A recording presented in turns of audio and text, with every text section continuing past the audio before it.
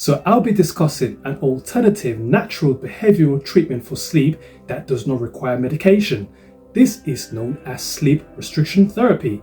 This is a therapy that was developed many years ago, and it works. Sleep restriction therapy is simply based on restricting the amount of time that you spend in bed awake as opposed to the amount of time that you spend asleep, as it is thought that the more time you spend in bed awake, the less time you spend asleep. So here is how it works. Step 1. Keep a track of how much time you spend in bed. So you might need to keep a sleep diary for the next 2 weeks to find the average number of sleep hours that you get each night. Step 2.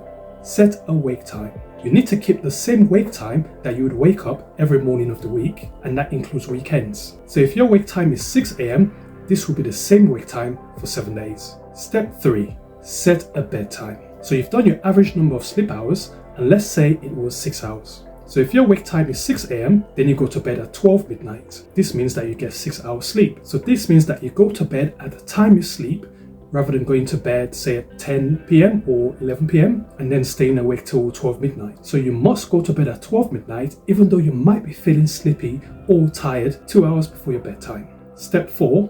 You should stick to this schedule for at least 2 weeks until you get a consistent sleep pattern. If you fail, don't give up. Start again and keep trying. Step 5. Once you're sleeping well through the night, then you can add an extra 15 minutes to your bedtime each week. So your wake time stays the same while your bedtime is increasing. So for example, if your bedtime was 12 midnight and you've done this for the next 2 to 3 weeks, then you can start increasing your bedtime. So the following week, you go to bed at 11:45, and then the week after that, you go to bed at 11:30. I mean, most people need on average between 7 to 8 hours sleep, so you can continue pushing back week by week until you get to 10 or 11 p.m. So what are the advantages of sleep restriction therapy over medication? So first of all, you do not have to worry about taking a pill. You also do not have to worry about the side effects of the pill or any risk of addiction or withdrawal symptoms when trying to stop the pill.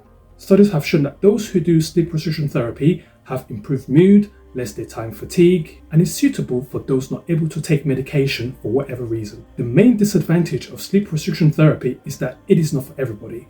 So for example, if you're a shift worker and you do night shifts, you simply will not be able to do sleep restriction therapy.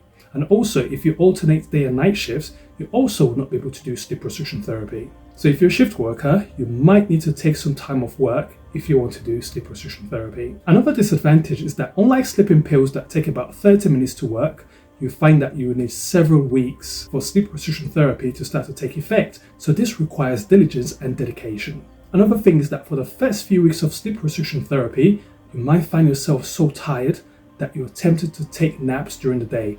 But you need to avoid this as much as possible for sleep restriction therapy to work. Now, to get consistent good sleep, you need to practice sleep hygiene, such as keeping regular sleep hours, exercising regularly during the day, avoid watching TV, using your phone, laptops, or reading in bed, but sex is allowed. Avoid taking stimulants like caffeine during the day or before bedtime that might keep you awake. Avoid eating heavy meals in the evening and eat a light meal a few hours before bedtime. Avoid taking naps during the day. And before going to bed, ensure that the bedroom temperature is just right for you, not too hot or not too cold. Now, I hope you enjoyed this video. Please check out my other videos on sleep.